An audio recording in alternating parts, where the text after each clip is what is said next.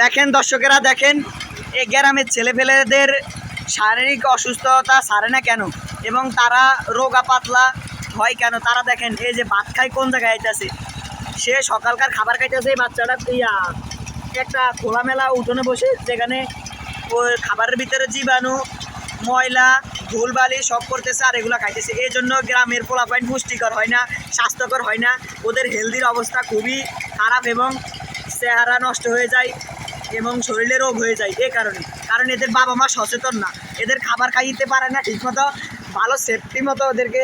এই সুর বাচ্চা করে বাঁধবে রসিকর।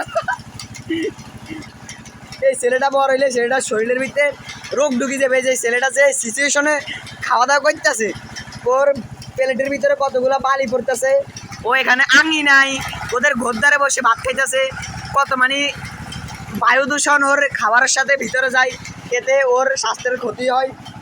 এই যে পোলাপাইন, গ্রামের পোলাপাইন এই জন্য রোগা পাতলা এবং ম্যান ভাঙা